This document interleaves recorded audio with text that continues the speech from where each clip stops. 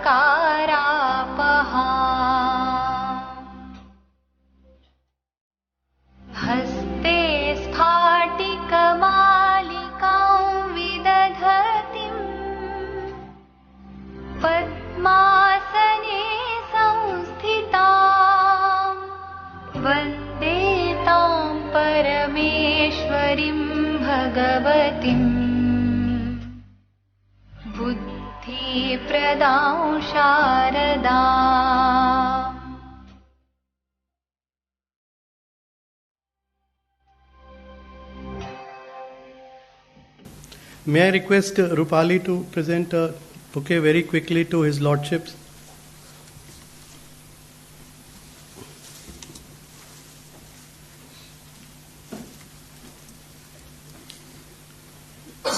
Followed by Shivani thereafter to Dr. Bhasin, please.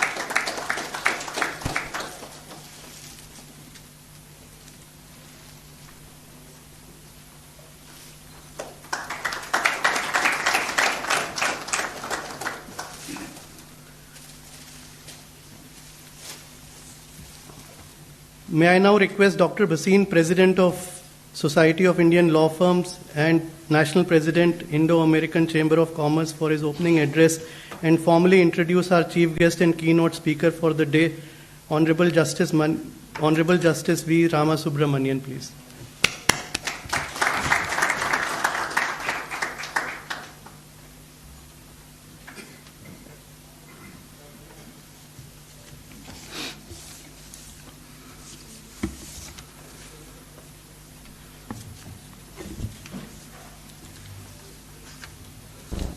Honorable Mr. Justice V. Ramasubramanian, Judge of the Apex Court of the country, Mr.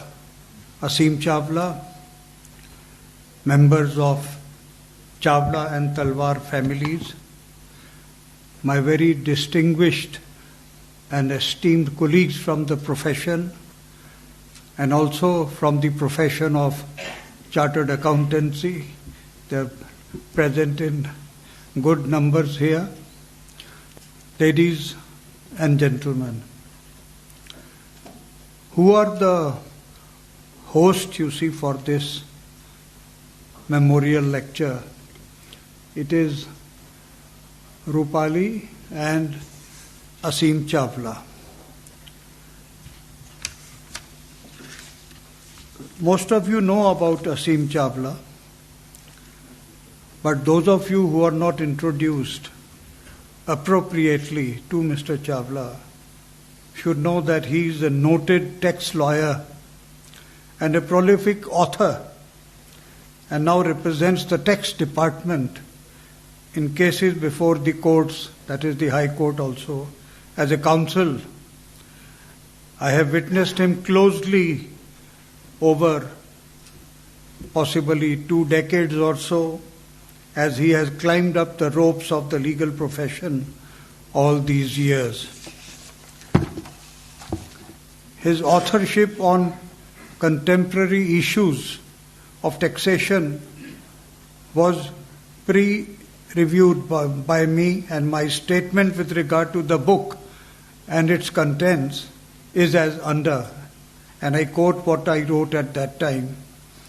It is with great pleasure and sense of pride that I venture to pen this review. I have seen Asim blossoming as a competent tax lawyer, having deep dedication towards the profession. Asim has been recognized over the years as one of the leading tax adroit in the Asia-Pacific region.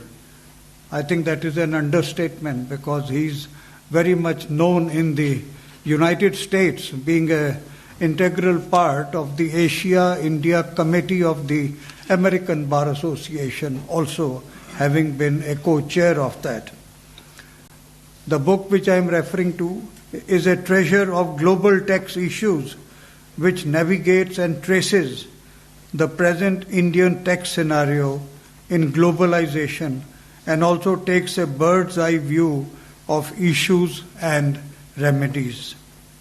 This book is a clear, concise, and offers information in contemporary domestic and internationally potential tax issues.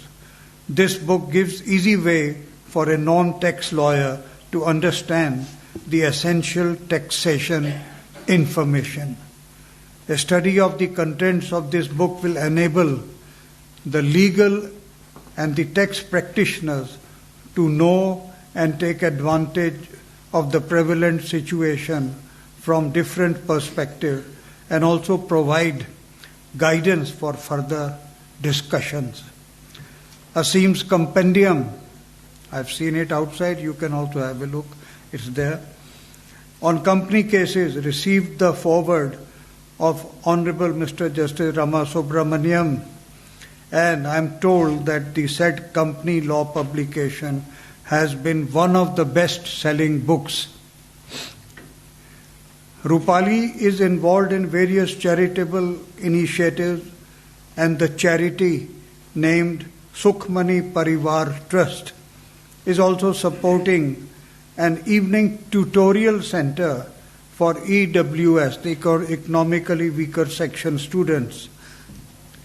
They are both good human beings who follow 2 noble principles while they achieve success. And those 2 noble principles are respect and regard for your parents and your teachers.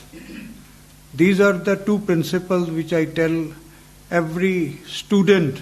I visit the almost 2 law schools all over the country every month, and this is the advice I give them. First and foremost, don't forget, the contribution of your parents, and then do not think that this technology is a substitute for teachers. Teachers will always remain teachers. So they represent, that sort of a philosophy, that tradition, respect and regard. And this lecture, I think, is a tribute to their respective mothers. This has been institutionalized by them in remembrance of their mothers, Mrs. Phool Chawla and Mrs. Asha Talwar. Coincidentally, both Mrs. Chawla and Mrs. Talwar were born in the same year, 1952. and left us in the very same year, again in 2021.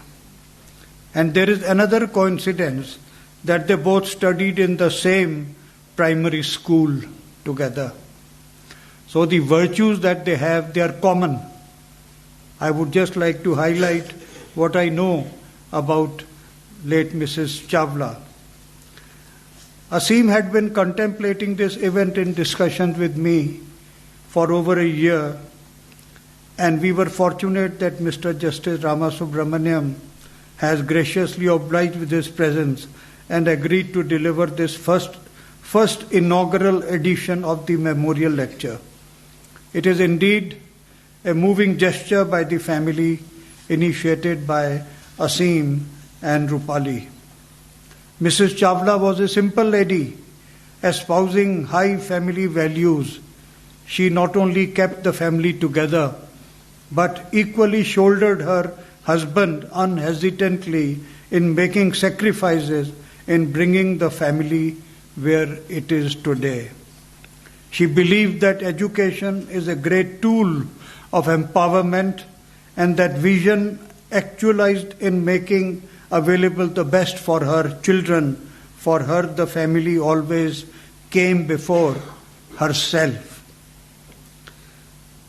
She had immense patience and always acknowledged that forbearance and time would make things fall in place.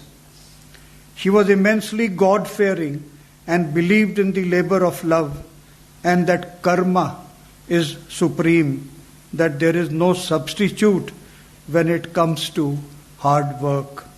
On social front, she was a worldly wise mentor to many, and being eldest, a guide to all. There is a lighter note that she enjoyed watching cricket and playing cards. If she was alive, she would have been watching the India-Australia test match going on at Firoz Shah Kotla just now.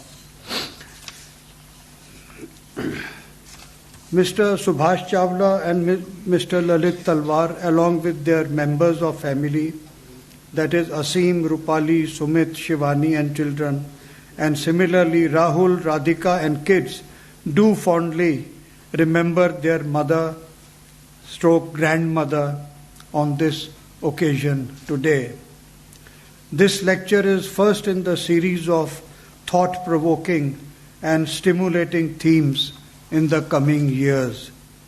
There could be no better person than the Honorable Justice V. Ramasubramanian to deliver this inaugural lecture on the important theme of rule of law as a catalyst of economic prosperity in a welfare democracy.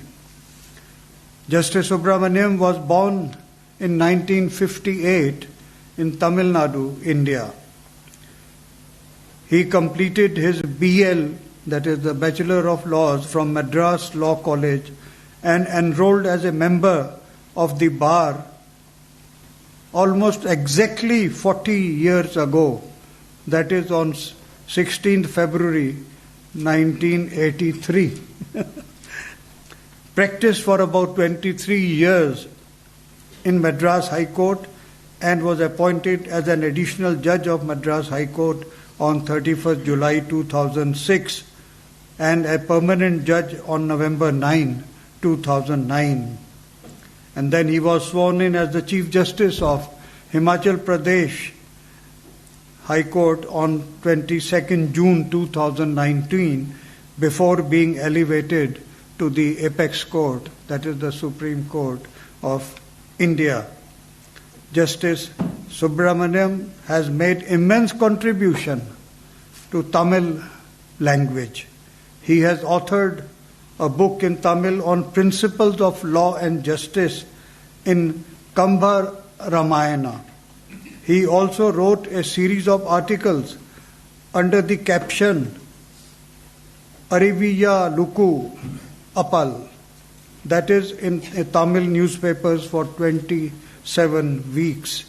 Justice Ramasubramanian added new vocabulary to the language of Tamil by running a column in a Tamil newspaper under the caption Sol Vitae for 50 weeks on the same lines as Barbara Wallroff ran a column for Atlantic Times under the caption of Word Court and Word Fugitives. Many readers of the newspaper got involved in this exercise, and one of them was actually serving a life sentence in the Puzal prison. As a mark of recognition of the involvement of a life convict in this exercise, the Honorable Judge got the life convict out on parole for the book release function and made the life convict sit on the dais with him and receive the first copy of the book. That is the humanitarian judge that we have today. He's rendered many important decisions in the apex court also, the most important, one of the most important being the Consim Info versus Google India, which was hailed as the first decision in India on the question of infringement of trademark by an internet search engine. Justice Ramasubramanian is not just a judge of the highest court of the country, but a great jurist, a great scholar, and above all, a very noble human being. So there could not have been a better person than Honorable Justice Ramasubramanian to deliver this inaugural lecture, which is the Phool Asha Memorial Lecture. We welcome you, sir, to this lecture and are very grateful that you agreed to deliver this lecture. And now I request you to please deliver the inaugural lecture. Thank you.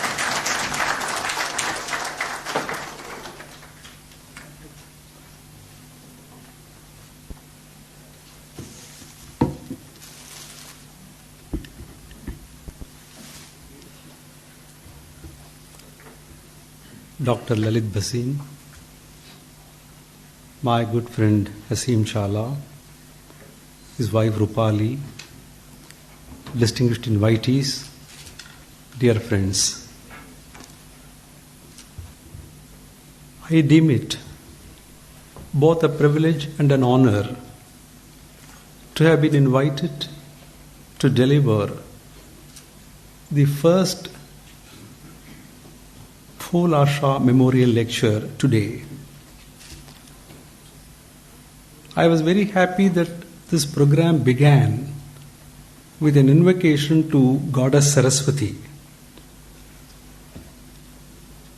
The reason why I am very particular about this invocation is that my wife's name is Saraswati. Therefore, this invocation assumes a lot of significance. Mr. Hasim Chala is himself a scholar. I don't know why he wanted to reverse the role with me. Generally, as a judge, I am supposed to sit and listen, and he is supposed to stand and argue.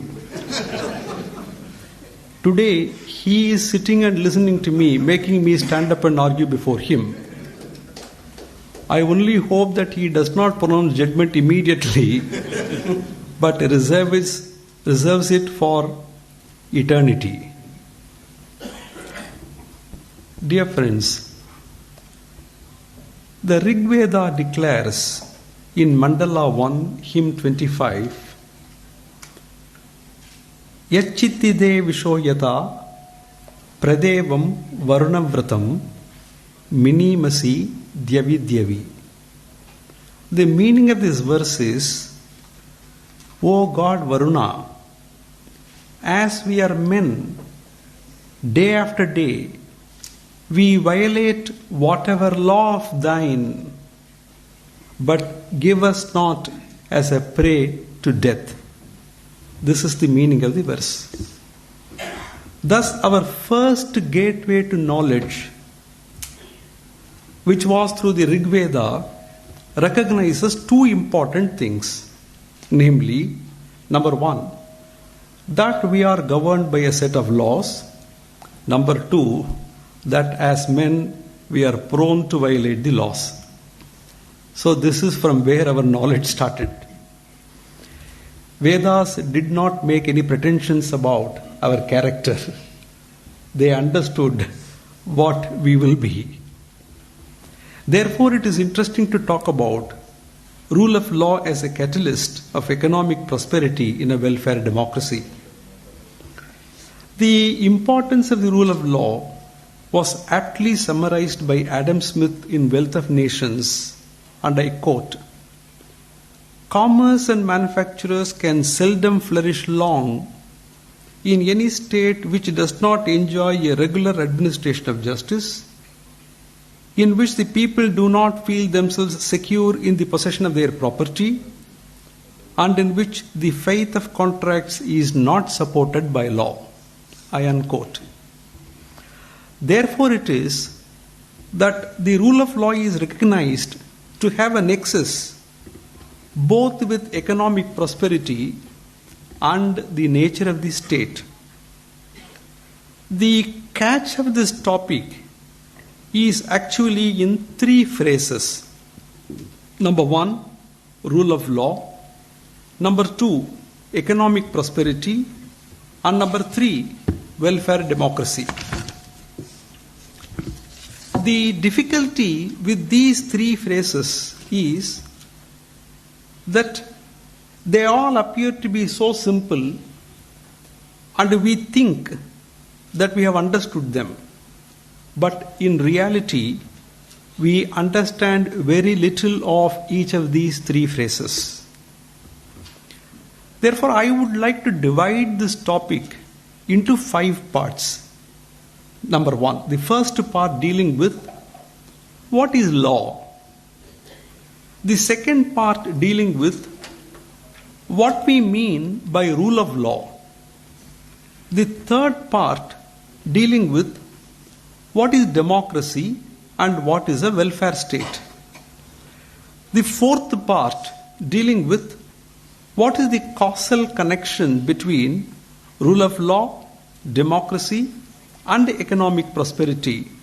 And the last and the fifth part being, is economic prosperity the talisman for the welfare of the individual and the society?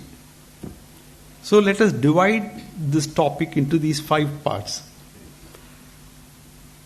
Let us now take part number 1, what is law? A definition of law is very important before we get to see what is rule of law. We must first know what is law before we know what is rule of law. This is because there is nothing in the universe which is not governed by some law. It could be a law of nature, it could be a law of karma, it could be anything, but there is nothing in the universe which is not governed by a law. You must understand that even the animal kingdom is governed by some law, namely the law of the jungle. Is that the law that we are talking about when we refer to rule of law? Therefore, we must know what is law. Let me now start with a story. Once upon a time, a man was traveling from one city to another. He was lost in a forest. A tiger started chasing him. To save himself, the man climbed up a tree. There was a bear sitting on top of the tree. The tiger requested the bear to push the man down so that it could kill him and appease its hunger.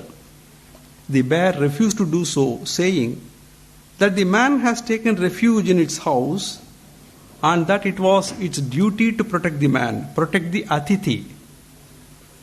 But hopeful of the man's inability to stay long on the branch of the tree, the tiger decided to wait under the tree. After some time, the bear dozed off. Noticing this, the tiger addressed the man, "My dear man, I am very hungry. It does not matter whether I eat you or I eat the bear. I will go back once my hunger is satiated. The bear is dozing, so push it down without delay. I will eat it and spare you. This is what the tiger said. The man was basically a trader. So he was convinced of the gainful nature of the bargain. So he accepted this trade-off and pushed the bear down. As luck would have it, the bear, even as it was falling, caught hold of a branch, climbed up, and saved itself from the tiger. Then the tiger addressed the bear. "O bear, you should never believe human beings. This hunter tried to harm you, though you were kind enough to give him shelter and protect him. So without further delay, push the ungrateful wretch down. I shall devour him." This is what the tiger told the bear. But the bear said, "Tiger, I can't do that. I am very sorry. After all, human beings behave the way they do as they are governed by the rule of law. They can twist it any way they want. But we animals, governed by the law of the jungle, kill only when we are hungry and attack only out of fear. We don't cause harm to anyone for the sake of pleasure. It is the job of the human beings." This is what the bear said. Therefore, everything in the universe is governed by some law, in the jurisprudential sense and in the philosophical sense. If that be so, what is the law that we are now talking about? Several people have, over centuries, attempted to define what law is. Pound came up with the definition, I quote, "The science of law is that organized body of knowledge that has to do with the administration of justice by public or regular tribunals in accordance with principles or rules of general character and more or less uniform application." Pollock came up with a different definition. He said, "On the whole, the safest definition of law in the lawyer's sense appears to be a rule of conduct binding on the members of the Commonwealth as such." Then Clark came up with yet another definition when he said, "Law is a rule of conduct obtaining among a class of human beings and sanctioned by human displeasure." Holland said, "Law is a general rule of external human action enforced by a sovereign political authority." In an article published in 1926 by the Indiana University titled "A Definition of Law," authored by Hugh Evander Willis, the author chronicles how the definition of law has evolved over a period of time. He quotes Blackstone, who said that law, in its most general and comprehensive sense, is that rule of action which is prescribed by some superior and which the inferior is bound to obey. This is how Blackstone defined law.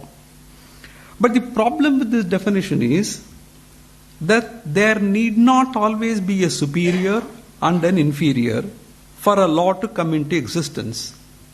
Take, for example, a democratic society. In a democratic society, it is the people through their representatives who make the law. There is no superior, there is no inferior. Therefore, Willis says that law is a scheme of social control. But there is a caveat. It does not attempt to control all social actions, all social relations, but seeks to control only to the extent social interests require control. Society is, after all, made up of many conflicting and overlapping groups such as landlords, tenants, farmers, producers, consumers, elders, youngsters, employers, workmen, and the like. Therefore, law is developed as a scheme of social control for the protection of those social interests. Roscoe Pound gives the following as a classified list of all social interests which have received protection up to date under law. They are: number 1, general security; number 2, security of social institutions such as domestic, religious, and political; number 3, general morals; number 4, conservation of social resources; number 5, general progress; and number 6, individual life. So law in the legal sense was therefore defined by Willis. He gave a comprehensive definition in his 1926 article as follows. He said, law is a scheme of social control backed and sanctioned by the power of the state for the protection of social interests by means of legal capacities and legal redress. This is how he defined it. Now, having seen the definition of law, now we will go to the second part of this discussion, namely, what we mean by rule of law. Once we understand law, let us go to the next step, what we mean by rule of law. The Britannica defines rule of law as the mechanism, process, institution, practice, or norm that supports the equality of all citizens before the law, secures a non-arbitrary form of government, and more generally prevents the arbitrary use of power. According to Britannica, the rule of law implies that the creation of laws, their enforcement, and the relationship among rulers and among rules are themselves legally regulated so that no one, including the most highly placed official, is above the law. In other words, the legislators who create the law, the executive who enforce the law, and the judiciary which interprets the law are all regulated by the same law. Dicey, an eminent British jurist and constitutional law theorist, identifies rule of law by 3 factors, namely 1, absence of arbitrary power, supremacy of law; number 2, equality before law, no one is above the law; and number 3, predominance of legal spirit. How do we understand the supremacy of the rule of law? All of us know Thomas Fuller's famous statement, "Be you ever so high, the law is above you." This is the foundation on which the edifice of the rule of law is built. Let me explain this concept by telling you another story, but this time from the Hindu mythology. Many of you must have heard about the story of Bhasmasura, right? Bhasmasura was a devotee of Lord Shiva. See, I have taken this story because today is also Mahashivaratri day. Bhasmasura was a devotee of Lord Shiva. He performed great penance to obtain a boon from Shiva. As a result of his penance, Shiva appeared before him and told him to ask for a boon. He asked for a boon that he should be immortal. He should be immortalized. Lord Shiva said, "I don't have the power to give you that boon." Then he told him that whomsoever is touched by his forefinger on the head should be burned down to ashes. Lord Shiva gave him that boon. Immediately, Bhasmasura wanted to test the efficacy of the boon on Shiva himself. Shiva started running. Then all of you know he took refuge with Lord Vishnu. Lord Vishnu took avatar as Mohini and he started performing dance gestures. The Bhasmasura repeated those gestures. Ultimately, Mohini placed her hand on her head. Repeating the same gesture, Bhasmasura placed his own hand on his head, and he was burned down to ashes. This story all of us know, but there are 2 morals that emanate from this story. One is that there is a universal law that no one can attain immortality, and even God cannot make any exception in the case of anyone. So be you ever so high, the law is above you. God cannot grant. God is incapable. The only thing God is incapable of performing is making a person immortal. He is also not above the law. The second moral of the story is that why should Shiva run away from Bhasmasura? If Lord Shiva has granted a boon that anyone touched by Bhasmasura on the head should be burnt down to ashes, the first person to obey the law should be Shiva himself. In case, because of his power, Shiva was not burnt down, then the law declared by Shiva became invalid at his own instance. After all, Shiva is not like our rulers. He wanted to obey the law that he declared. Therefore, he started running away. These are two morals that we can draw from our own mythology on the efficacy of the rule of law. Therefore, it is that rule of law is recognized as a system that begets three things. Namely, 1, it ensures equality of all citizens before law to the extent that lawmakers themselves are bound by law. Number 2, it secures a non-arbitrary form of government. And number 3, it prevents arbitrary exercise of power. The United Nations organization comes up with another definition of the rule of law. It says, I quote, "The rule of law is a principle of governance in which all persons, institutions and entities, public and private, including the state itself, are accountable to laws that are publicly promulgated, equally enforced and independently adjudicated, and which are consistent with international human rights norms and standards.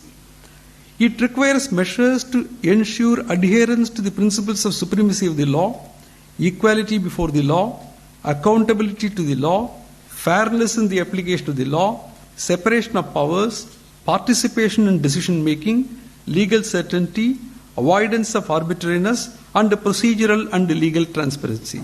Therefore, 9 factors are listed by United Nations Organization for the identification of the rule of law. The UNO also recognizes the distinction between rule by law and rule of law. Let us see one more definition.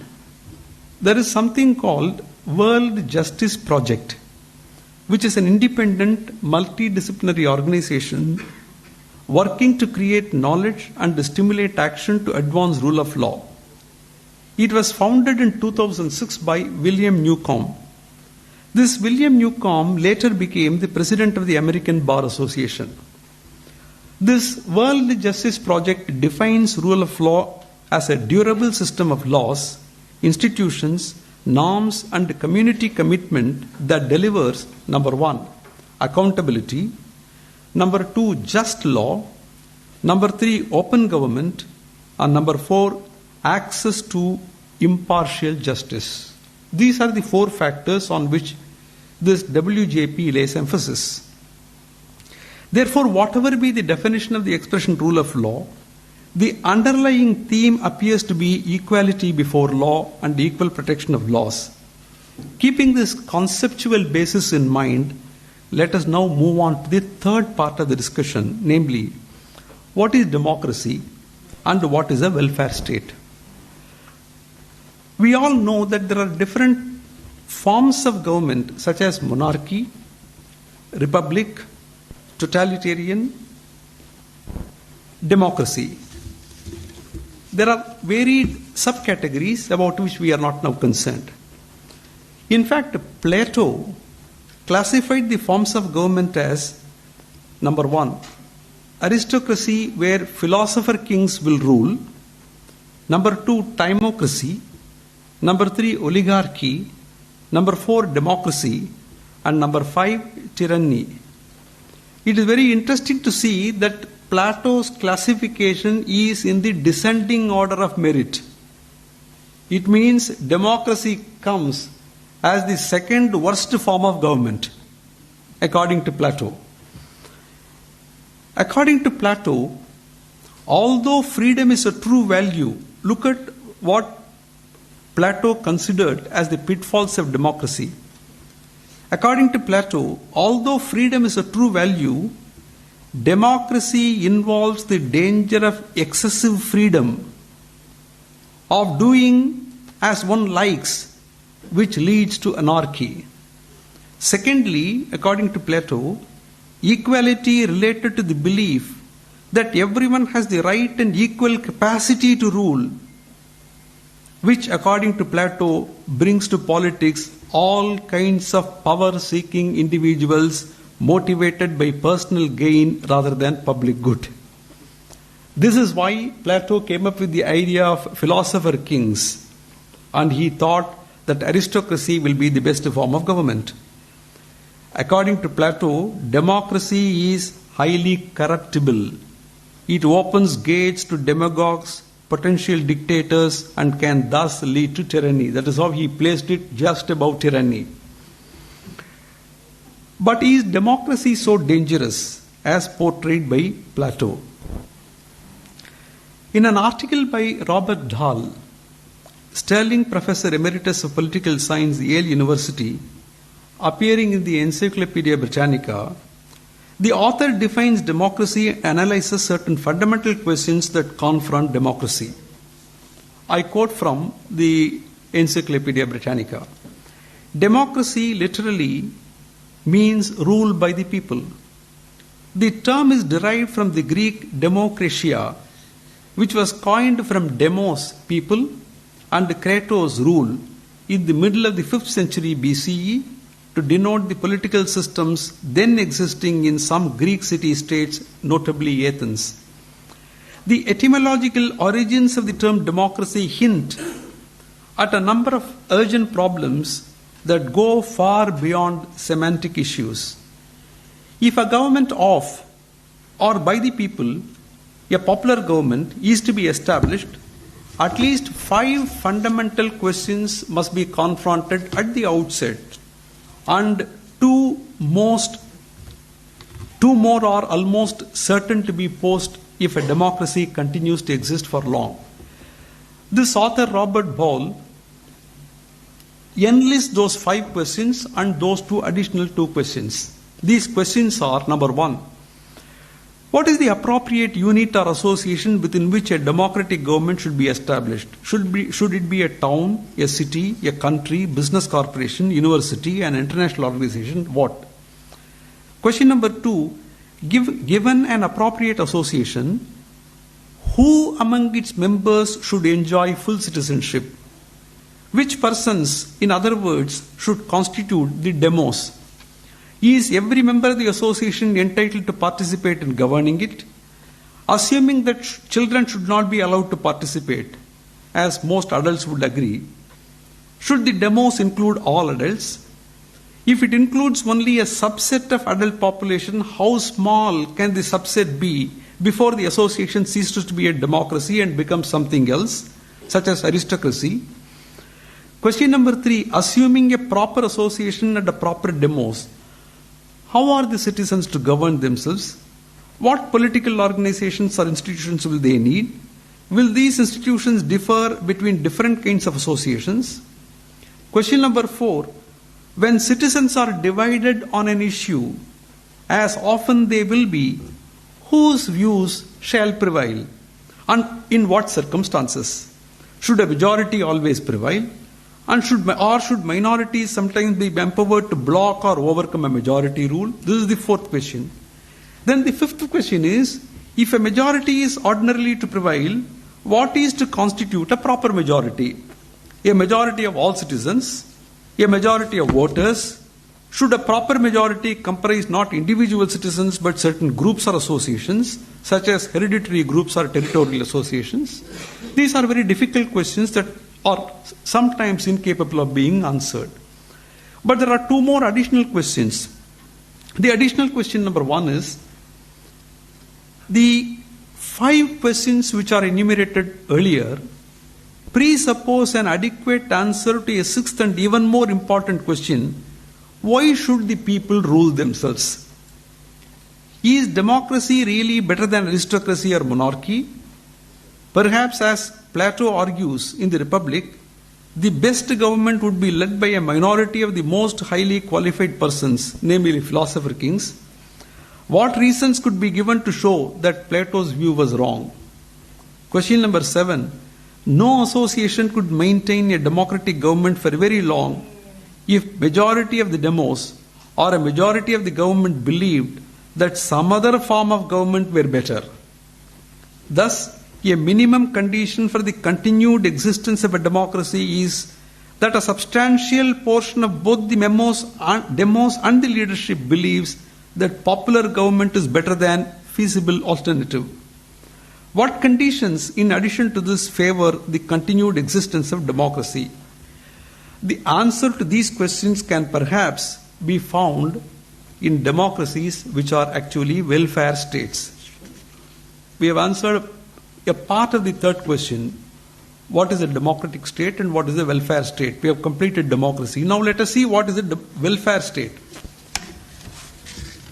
According to Britannia Encyclopedia, welfare state is the concept of a government in which the state or a well-established network of social institutions plays a key role in the protection and promotion of the economic and social well-being of citizens. It is based upon the principles of equality of opportunity, equitable distribution of wealth, and public responsibility for those unable to avail themselves of the minimum provisions of good life. A fundamental feature of the welfare state is social insurance, a provision common to most advanced industrialized countries. But there is a very interesting aside to this concept of welfare state. Do you know how this concept of who was the first person to establish a welfare state? It's an irony of history. It was an authoritarian by name Otto von Bismarck, the former Prime Minister of Prussia and the founder and first Chancellor of the German Empire 1871 to 1890, who actually established something in the nature of a welfare state. He was the one who passed the first so-called social legislations in 1883 and 1884, ensuring workers against sickness and accidents. But you can't give credit to him because his intentions were not noble.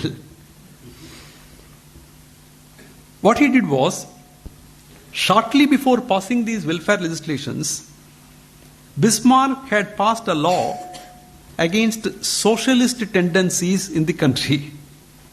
He was dead against socialists. The introduction of social insurance by Bismarck was an effort at alienating workers from the growing social democratic and socialist parties. Therefore, a welfare state as we know it today was not born out of nobility but out of a propensity to retain power. This makes an interesting read even today as we have governments competing with each other to dole out welfare schemes to retain power. Lawrence Reed, Professor Emeritus, Humphreys Senior Fellow, has written a very interesting article titled Otto von Bismarck, the Man Behind the Modern Welfare State. It was written for the journal FEE, Foundation for Economic Education. It was published on November 8, 2022. It makes a very interesting reading. Not only about the man, but also about what a welfare state is. I will quote from his article, very interesting reading, full of satire. I quote, "The late political humorist Tom Anderson once said that the welfare state was so named because the politicians get well and the rest of us pay the fare." Economist Walter Williams claimed it was like feeding the sparrows through the horses. Someone else defined it as a lot of people standing in a circle and each one putting his hands in the next guy's pocket.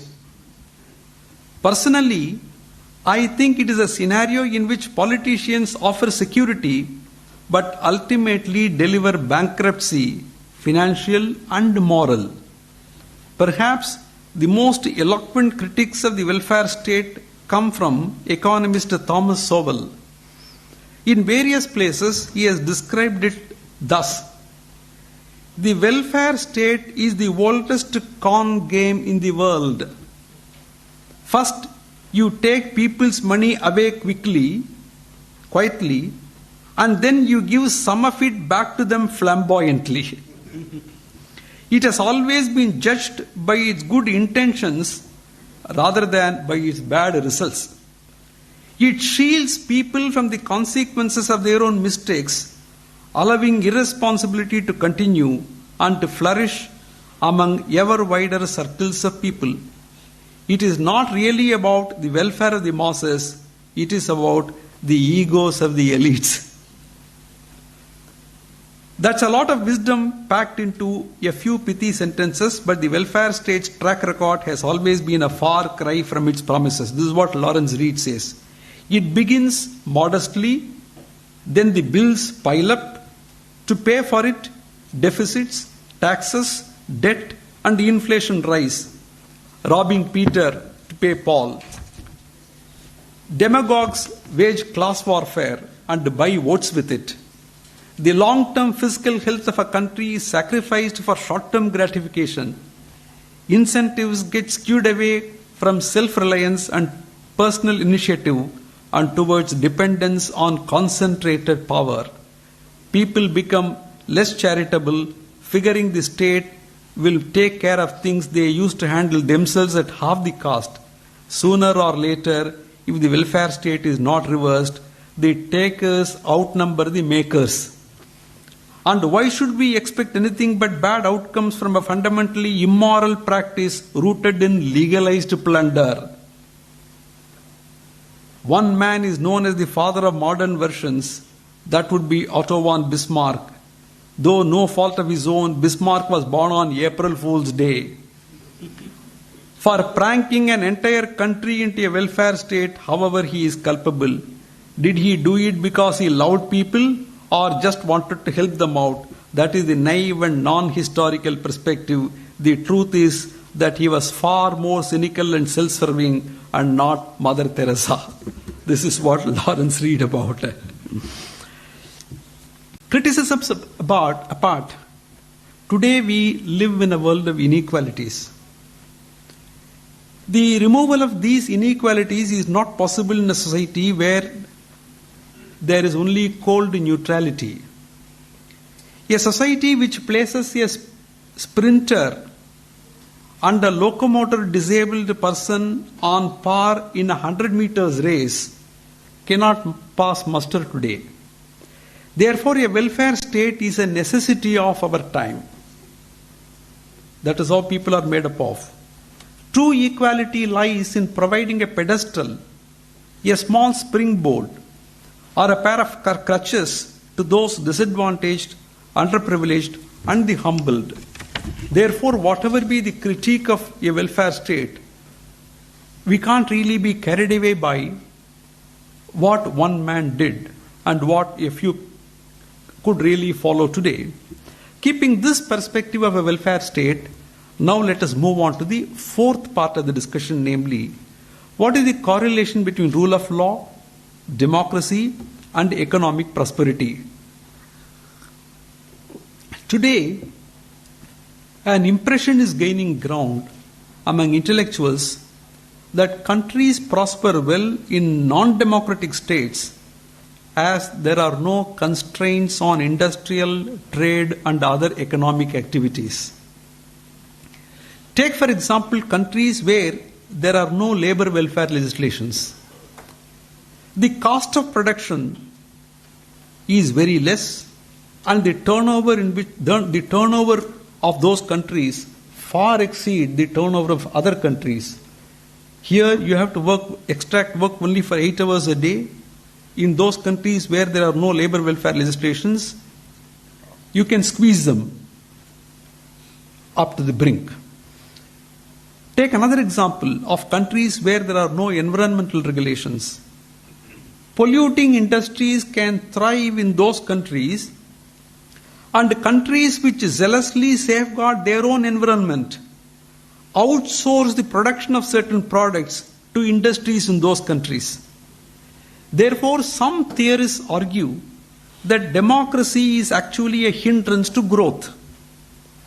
These theorists cite the example of one of our own neighboring countries. There is a very interesting article titled "Democracy Does Cause Growth," published in 2018 in the Journal of Political Economy. It is written by a group of authors, Darren Acemoglu, Suresh Naidu, then Pascal Restrepo and James Robinson. They point out one interesting fact. They say, I quote, "With the spectacular economic growth under non-democracy in China, the eclipse of the Arab Spring, and the recent rise of populist politics in Europe and in the United States, they view that democratic institutions are at best irrelevant and at worst a hindrance for economic growth has become increasingly popular in both academia and policy discourse." For example, the prominent New York Times columnist Tom Friedman argues that one-party non-democracy certainly has its drawbacks. But when it is led by a reasonably enlightened group of people as China is today, it can also have great advantages.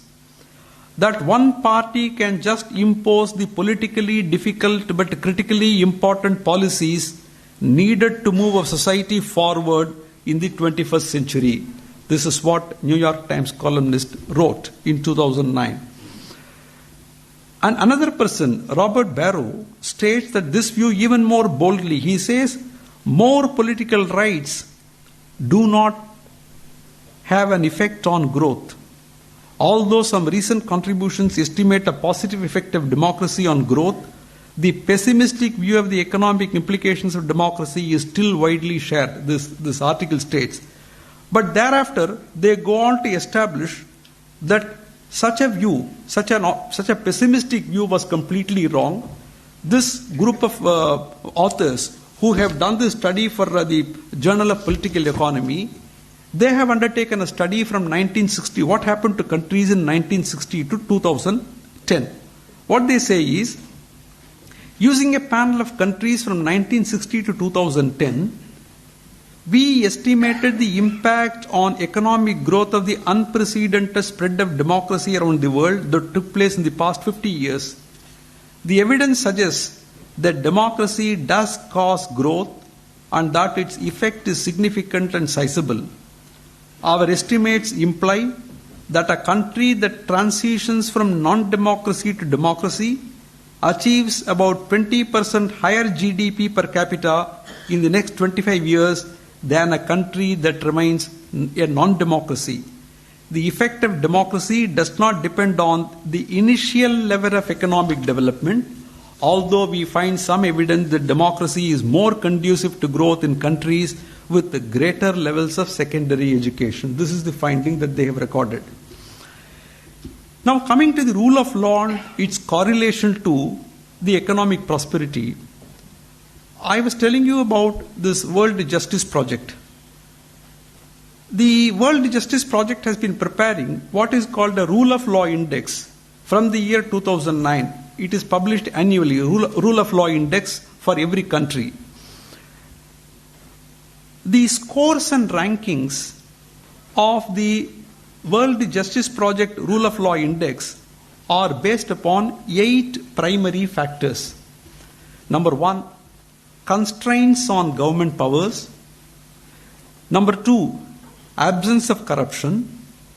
Number 3, open government. Number 4, fundamental rights. Number 5, order and security.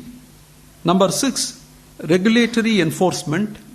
Number 5, civil justice. Number 7,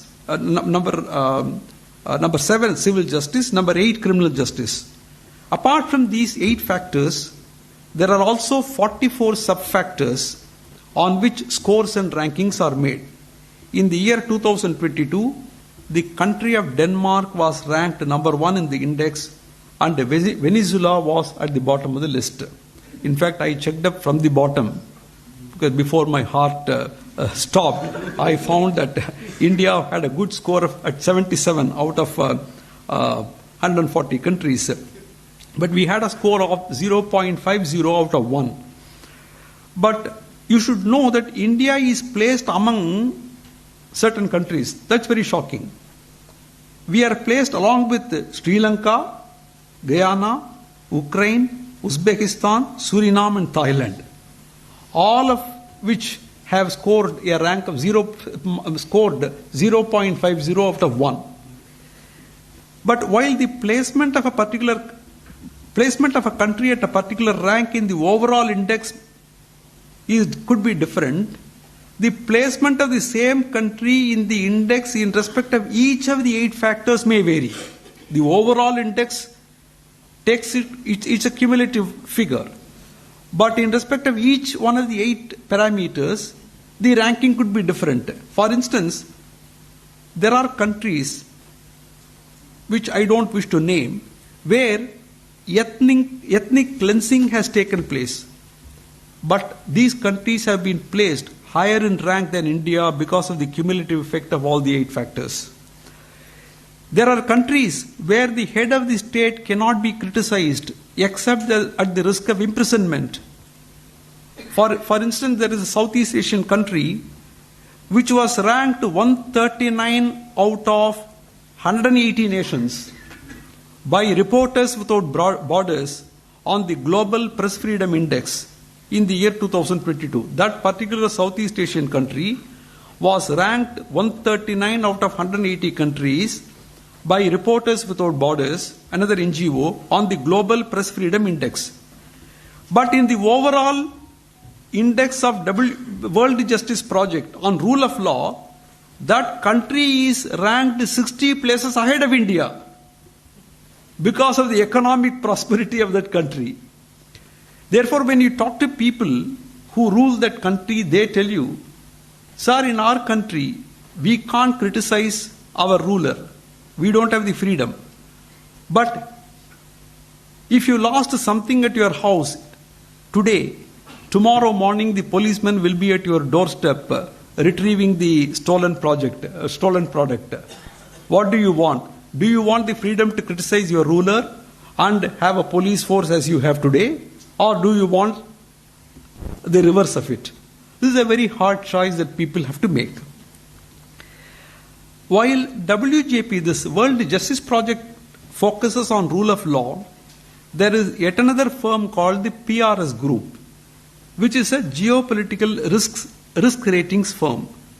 They prepare what is called ICRG, International Country Risk Guide, which assesses the risks presented by government instability, the threat of asset expropriation, transfer and placement delays, to forms of internal conflict, terrorism and corruption.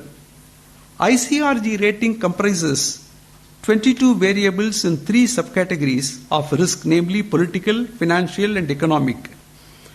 The political risk rating, which constitutes one of the 3 subcategories, includes 12 weighted variables. We need not go into all this. Actually, there is a total of 100 points. How they do it is, out of the 12 variables, 6 are assigned a maximum of 12 points. Some others are assigned 6 points. Bureaucratic polity is assigned a maximum of 4 points. Law and order is assigned 6 points. This law and order, which is assigned 6 points, is again divided into 2 categories. Law, 3 points for law and 3 points for order. Just look at this. The element of law is assigned a maximum of 3 points and the element of order is assigned 3 points. The law element is assessed on the basis of the strength and impartiality of the legal system, while the order element is assessed on the basis of the popular observance of the law. If majority of the people are not law-abiding, you don't score a point under the category order, though you may have a robust system of administration of justice. Where this paradox comes is, a country where there is a huge freedom, in a country where there could be a lot of strikes, they don't score any point under the category order, though they may score a point under the category law. Thus, while the indexing done by WJP shows that in general there is a correlation between rule of law and economic prosperity, ICRG report shows that it need not always be so. In a graph showing the correlation between law and order and the GDP per capita, Estonia and Uruguay are shown to have a fairly good score on rule of law index, but without a commensurate per capita GDP. In contrast, United Arab Emirates is shown to have a relatively lower rule of law score, but has a high GDP per capita. Therefore, is there really a correlation between this rule of law and economic prosperity? But a provost professor of finance at the University of Colorado by name Dr. Sanjay Bhagat, he has written an article titled Economic Growth, Income Inequality and the Rule of Law. It was published on November 18, 2020 in the Harvard Business Law Review. He says that there is a positive correlation between rule of law and GDP per capita. Some of the examples provided by Dr. Sanjay Bhagat makes an interesting reading. He says, in 1990, India's GDP per capita ranked it in the 15.0 percentile compared to the GDP per capita of the other countries of the world. Its law and order index was at 1. In the early 1990s, India liberalized its international trade and deregulated its industries. By 2015, its law and order index was 4.5 and its GDP per capita rank was 26.1 percentile. China's case, according to Dr. Sanjay Bhagat, is very dramatic. In 1984, China's law and order index was at 3 and GDP per capita rank was in 3.3 percentile. And after extensive adoption of free market policies, its law and order index was at 4.5 in 2006 and its GDP per capita rank was in 31.3 percentile, which is 10 times more than what it was earlier when its rule of law index was lesser. Again, a more relevant way of looking at the above data, according to Dr. Sanjay Bhagat, was that almost 1 billion Chinese people went from subsistence living to a quasi-middle class standard of living after this rule of law index improved. This is how Dr. Sanjay Bhagat concludes. He also cites the example of how Argentina fared, how Venezuela improved, etc.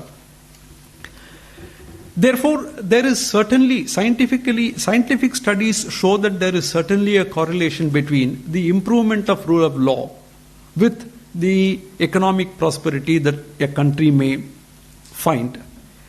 All of you know Benjamin Franklin talked something about money which is very interesting. He said, remember, time is money. In fact, I didn't want to make this quote. Anyway, he said, time is money. He that can earn 10 shillings a day by his labor and goes abroad, or sits idle 1/2 of the day, though he spends but 6 pence during his diversion or idleness, ought not to reckon that the only expense. He has really spent, or rather thrown away, 5 shillings besides. I only hope that all of you have not, don't remember this. He said, remember that money is prolific, generating nature. Money can beget money, and its offspring can beget more, and so on. 5 shillings turned is 6, turned again is 7, and 3 pence, and so on, till it becomes 100 pounds. The more there is of it, the more it produces every turning, so that the profits rise quicker and quicker. He that kills a breeding sow destroys all her offspring to the 1000th generation. He that murders a crown destroys all that it might have produced, even scores of pounds. This is what Benjamin Franklin said. Therefore, it is that money is the driving force today for countries to become more and more democratic. In fact, today, the developed countries have started showing interest in improving the rule of law index in developing countries. The Carnegie Endowment for International Peace published an article by Raquel Kleinfeld on September 4, 2013 on the topic, How to Advance the Rule of Law Abroad, which means the countries like US and UK are focusing on developing rule of law in other countries. Why do they do that? Some of the findings recorded by this Carnegie Endowment are very interesting. Let me quote. Improving the domestic rule of law in other countries is crucial to a host of Western foreign policy goals, from cyber theft to insider deals that harm Western companies. Trade policy is hampered by rule of law deficiencies abroad. Organized crime, from drug smuggling to human trafficking, thrives in countries where the rule of law can be circumvented and then they cross borders.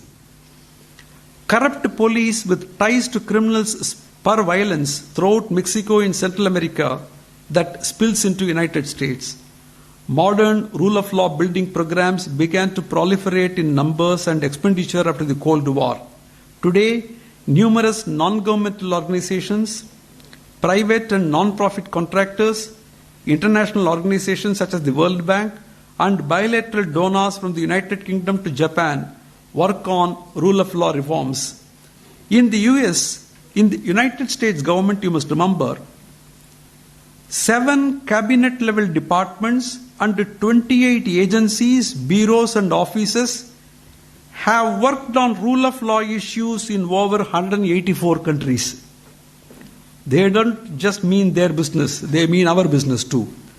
The tactics most international actors use to improve the rule of law in other countries fall into 4 categories. This Carnegie Endowment says the tactics most international actors use to improve the rule of law in other countries fall into 4 categories. Number 1, changing laws, such as rewriting bankruptcy laws, introducing new human rights laws, and amending constitutions. Number 2, altering rule of law institutions, building courts, providing equipment to police, and installing case management software and computers. Number 3, creating power structures that check and balance one another, such as improving the independence of the judiciary or helping citizen groups organize for reform. Number 4, building professional and popular culture that supports the rule of law. For instance, training judges and lawyers to believe in strong independent courts or sponsoring popular television programs that denigrate corruption and support rule of law reforms. Therefore, they have started this project long time ago to improve the rule of law index in other countries so that the absence of rule of law in other countries do not spill into their own countries, spoiling their economic growth.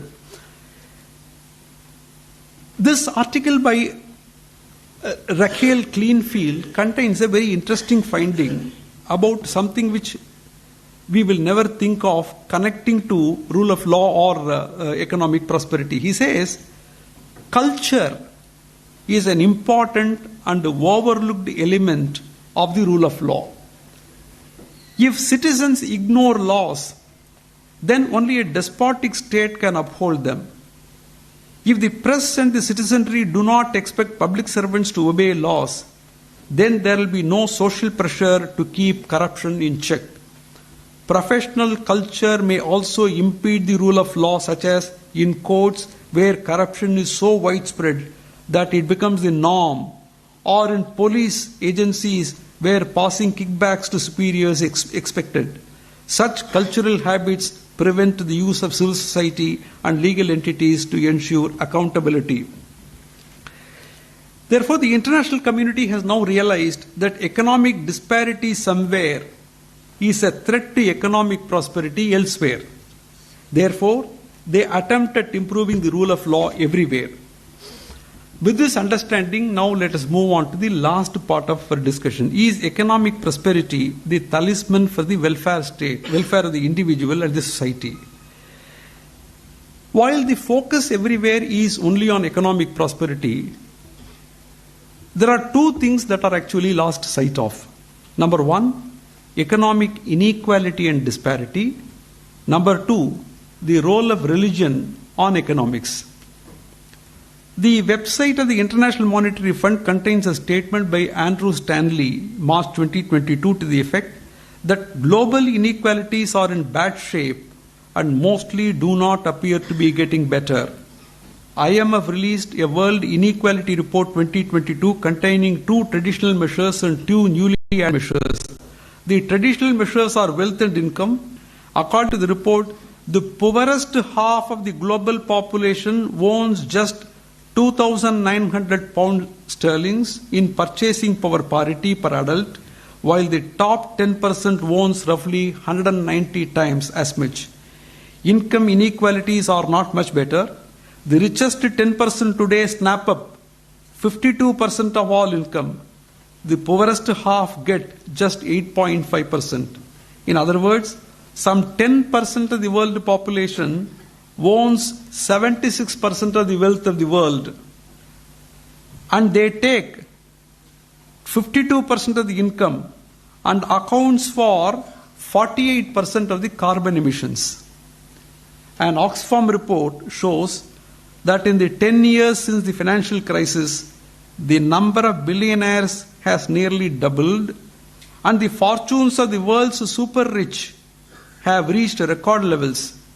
In the year 2018, the 26 richest people in the world held as much wealth as half of the global population.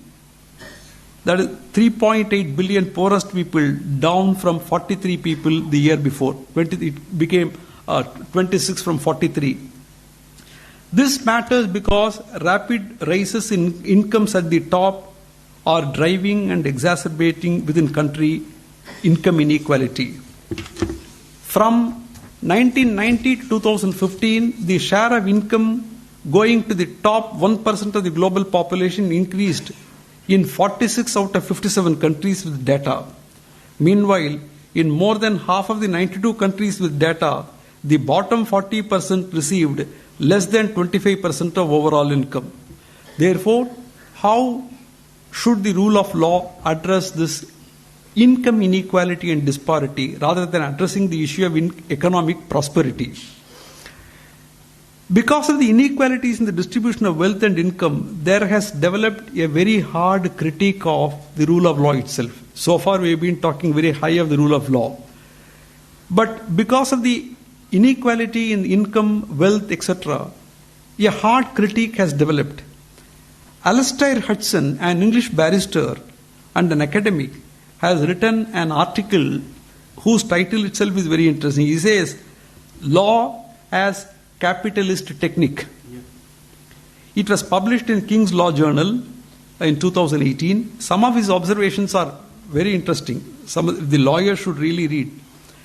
Capitalism, he says, capitalism is an ideology which considers it to be right that some people will own the capital and that everyone else will work for the capital owners. On the classical Marxian model, the worker takes wages while the capitalist takes the much greater surplus value. The modern ultra-capitalist generates wealth by using law and by using specialist lawyers to strip value out of useful enterprises. Whereas law has always been a way of entrenching the wealth and the power of an ownership class, the modern use of law in the 21st century is to enable the ultra-capitalist to bleed wealth out of income-generating, employment-providing enterprises for personal gain. There have been several stages of capitalism developing from the enclosure of common agricultural land into the Industrial Revolution. The modern incarnation of capitalism, according to Hudson, is found in the global financial system, which has ensured financialization of the world economy rather than industrialization. The locomotive logic of capitalism is for mergers of ever larger monopolistic corporations which capture public policy on an international level. He says, asset strippers cannot dismember companies without lawyers skilled in the deft manipulation of securities regulation and company law, extracting every last drop of value from viable businesses. This is what Hudson says. But economic prosperity and economic inequality are also impacted by religion to some extent, according to Max Weber. And Max Weber was a German political economist and a sociologist. He authored 4 essays. Max Weber authored 4 essays, namely, The Protestant Ethic and the Spirit of Capitalism. Number 2, The Religion of China, Confucianism and Taoism. Number 3, The Religion of India, The Sociology of Hinduism and Buddhism. And number 4, Ancient Judaism. According to him, the Protestant ethic influenced the development of capitalism. In contrast, he says, the deprecation of the mundane world in the Oriental religions impeded development and economic activities. Religion perhaps is the reason why Bhutan takes pride not in showcasing its the GDP, but in projecting its GHP, happiness index. Bhutan has a unique philosophy guided by gross national happiness, and this country endeavors to develop and execute policies to minimize the inequalities of income, concentration of wealth, etc. Therefore, what do we want? Through rule of law, is it that we want prosperity, or is it that we want happiness, or is it that we want peace? Is a question that I think all of us should ask ourselves before we wind up this discussion. I would only quote what a comedian in the 1970s and 80s by name George Carlin wrote. It was very eloquent. I conclude this with what he said. He said, I quote, "The paradox of our time in history is that we have taller buildings but shorter tempers, wider freeways but narrower viewpoints. We spend more but have less. We buy more but enjoy less. We have bigger houses and smaller families, more conveniences but less time. We have more degrees but less sense, more knowledge but less judgment, more experts yet more problems, more medicine but less wellness. We drink too much, smoke too much, spend too recklessly, laugh too little, drive too fast, get too angry, stay up too late, get up too tired, read too little, watch TV too much, and pray too seldom. We have multiplied our possessions but reduced our values. We talk too much, love too seldom, and hate too often. We have learned how to make a living but not a life. We have added years to life but not life to years. We have been all the way to the moon and back but have trouble crossing the street to meet a new neighbor. We conquered outer space but not inner space. We have done larger things but not better things. We have cleaned up the air but polluted the soul. We have conquered the atom but not our prejudices. It goes on, and ultimately he says, a time when technology can bring this letter to you, and a time when you can choose either to share this insight or just hit delete. Remember, spend some time with your loved ones because they are not going to be around forever. Remember, say a kind word to someone who looks up to you in awe because that little person soon will grow up and leave you aside. Give time to love, give time to speak, and give time to share the precious thoughts. And always remember, life is not measured by the number of breaths we take, but by the moments that take away our breath. Thank you very much.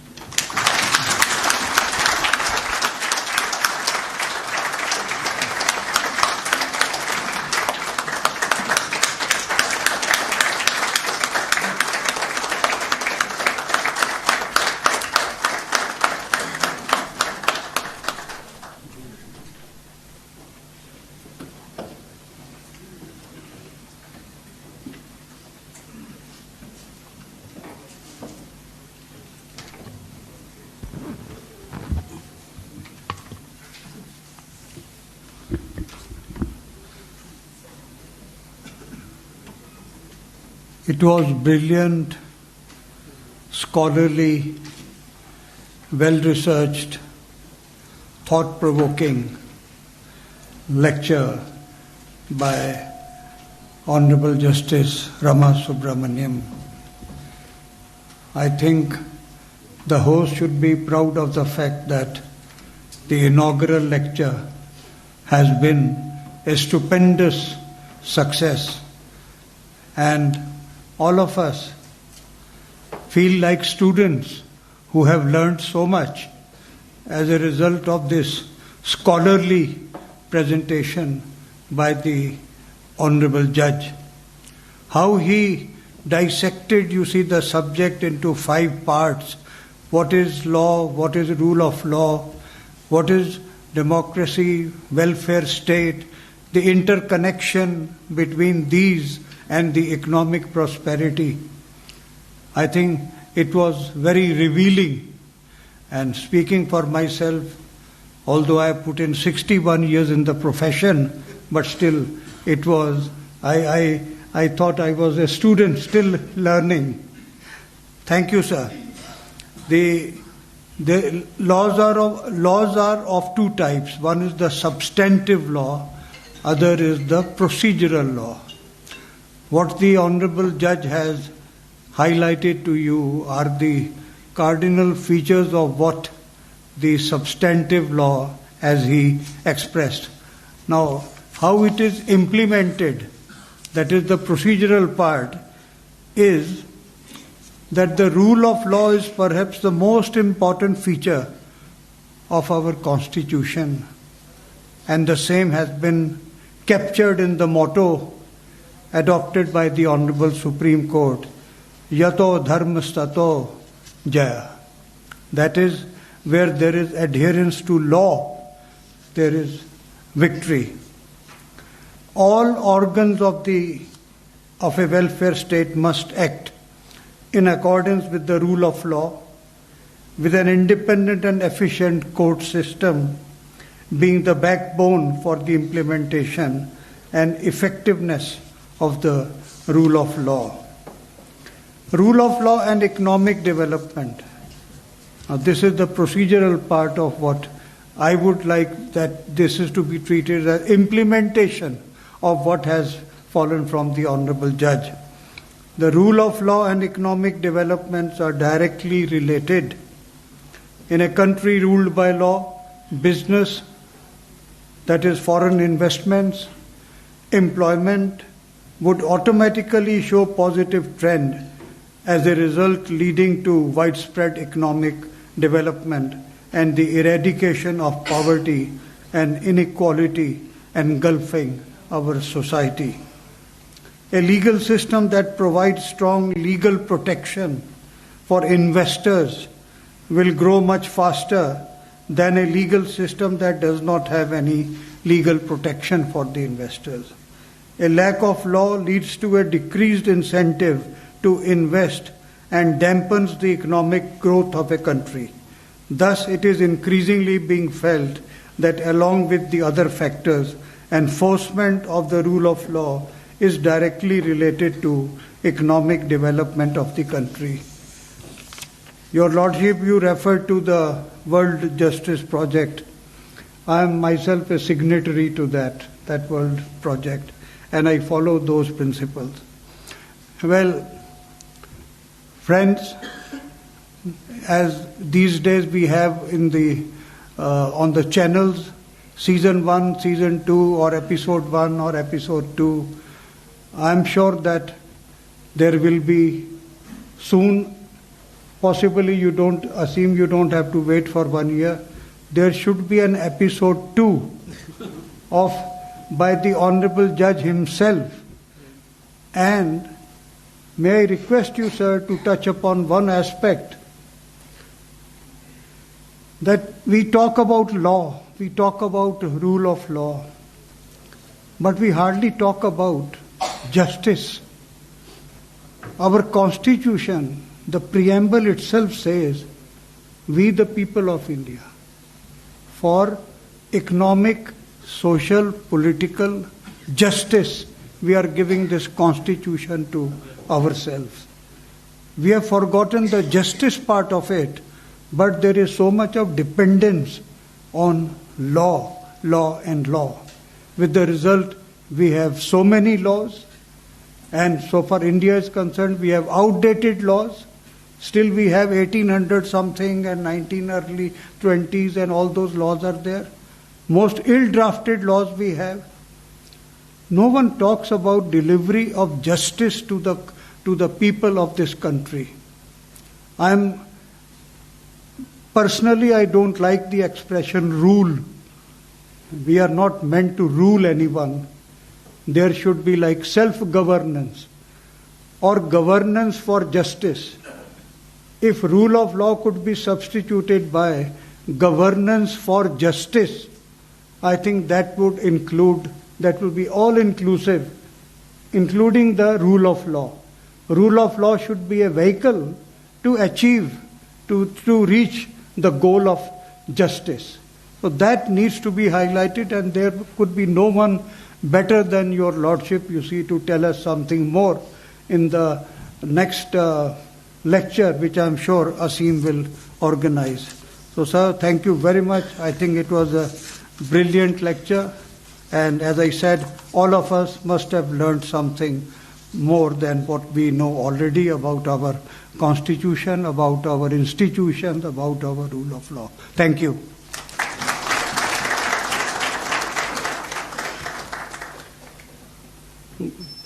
Thank you, Dr. Bhasin. On behalf of the families, it's my profound task to present expression of gratitude. Gurbani, which inscribes teachings of gurus and saints, and at the center stage is Guru Nanak's philosophy.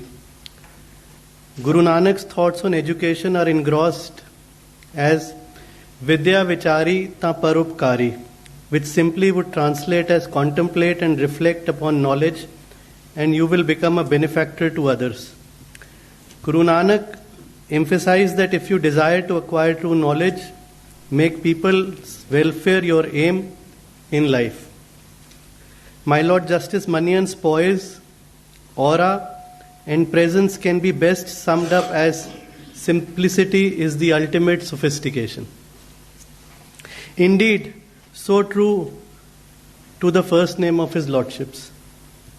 Lordship's profound belief that the first law of ecology is that everything is related to everything else, and the same has been equally echoed by the great late Nani Palkiwala. I quote, "No one lives or can possibly live in isolation. The past is linked to the future, this world to the next, men to their fellow men, thoughts to actions, actions to reactions, the living spirits to the departed ones," unquote. Dr. Bhasin's benevolent presence here reminds us that we must aspire to inspire, and that all limitations are self-imposed. The recent conferment of Lifetime Achievement Award recognizing Lalitji's contribution to Indian legal profession at House of Lords is an outshining example of his enthusiastic outlook and inspiration for all of us. Our mother was always a rainbow for others, and being homely in her disposition, she was the true rainbow for the family. So was Rupali's mom. My mother made us realize that true meaning of life is to plant trees under whose shade you do not expect to sit. She had immense patience and always acknowledged that forbearance and time would make things fall in place. She was immensely God-fearing and believed in labor of love, and that karma is supreme.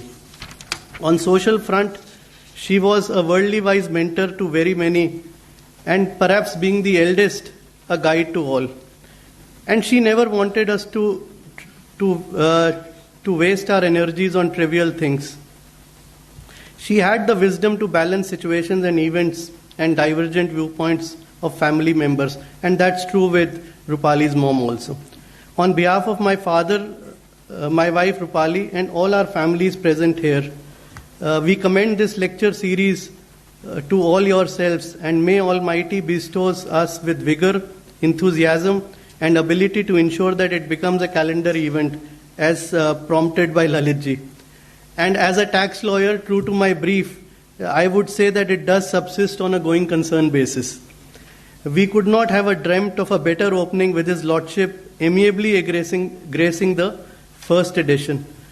A big heartfelt thank to my Lord Justice Manian, Dr. Bhasin, Secretariat of Justice Manian, bar and bench, Pallavi's ever-ready encouragement, Ratna for her dependable support, my own team, staff from the chambers, members of the media, our families, and above all your presence, and especially those of you who have travelled from outstation. This gesture itself makes us feel humbled.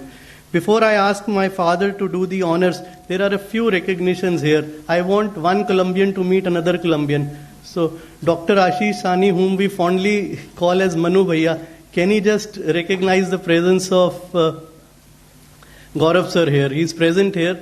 So, Sumit, can you just help with some flowers very quickly? Yeah. This shouldn't have been a platform for an alumni meeting, considering I'm a modernite, but be as it may. Right? No, I wanted Manu Bhaiya to give flowers to Mr. Banerjee. Yeah, right. Thank you.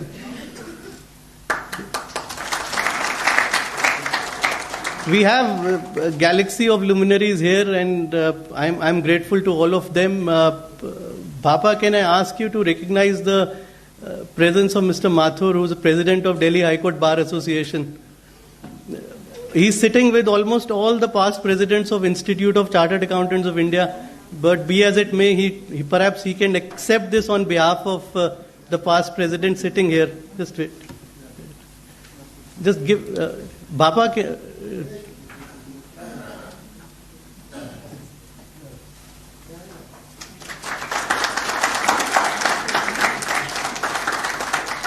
We have another scholar amongst us who's present here, Mr. Varshne. Now that you must be feeling relaxed, the budget is over, you've done your bit. I'll ask my father to recognize the presence of Mr. Varshne.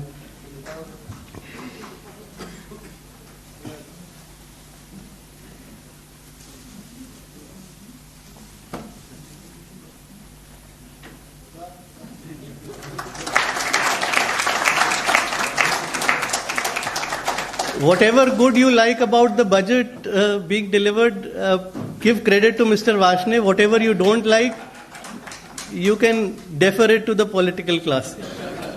Right? May I request my father sahab to do some quick honors? Lalit Papa, do you want to join? If you can.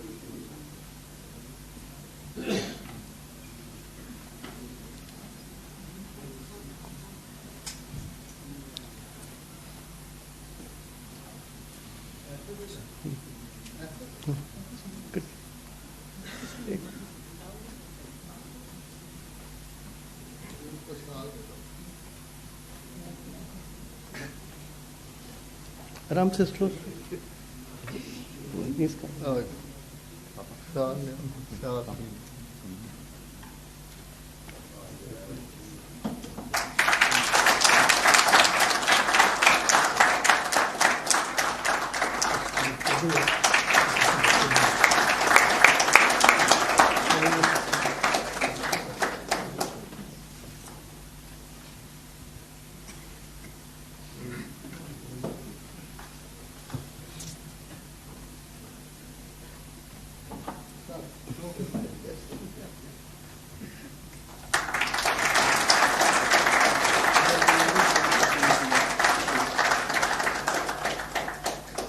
Before I ask you to all join us for high tea, may I quickly request, without much ado, if we can play the Shanti part, please.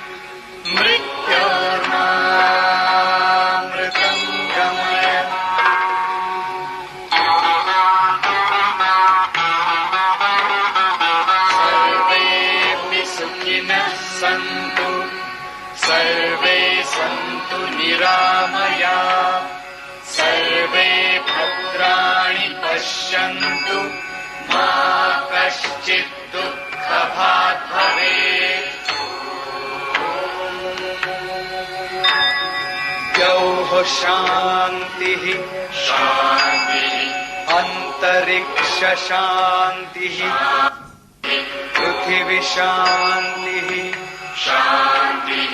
आपः शान्तिः ओषधयः शान्तिः वनस्पतयः शान्तिः विश्वे देवाः शान्तिः कामः शान्तिः क्रोधः शान्तिः ब्रह्म शान्तिः सर्वः शान्तिः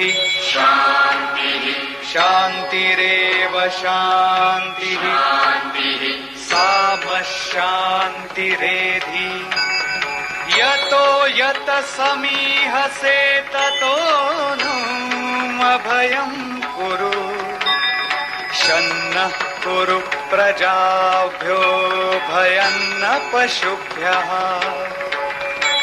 सुशान्तिर्भवतु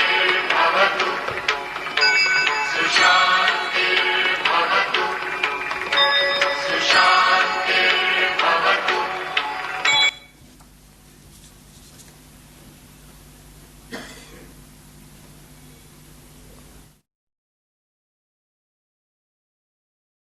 Thank you very much for being with us on today's auspicious day of Mahashivratri and the weekend. Please join us for high tea. Thank you very much. Thank you once again.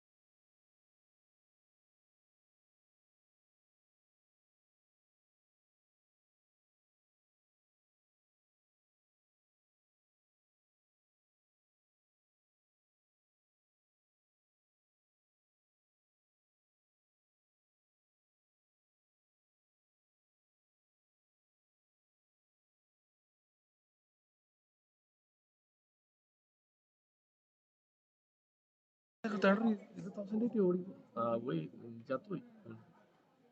വലിയ പ്രയാസപ്പെട്ടു, എന്നാലും ഓടി കുറച്ചേരം. Hello, ഞാൻ ആരാ എന്നോടാ തുണി എടുത്തോന്ന് ചോദിച്ചു. ഞാൻ തുണി എടുത്തു. എന്തായാലും അടിപൊളിയായിരുന്നു കേട്ടോ, സൂപ്പർ. ഇനി പരിപാടി ഇഷ്ടം പോലെ വരാം കേട്ടോ, പരിപാടിയൊക്കെ ഇഷ്ടം പോലെ വരുന്നു. എന്നുവെച്ചാൽ ഇന്റർവ്യൂ ചെയ്യണം കേട്ടോ, ഇന്റർവ്യൂവും ചെയ്യണം ഇടയ്ക്ക്. ഇന്റർവ്യൂ ഒന്നുമില്ല, ഇന്റർവ്യൂ എങ്ങനെയാണെന്ന് ഞാൻ പറഞ്ഞുതരാം.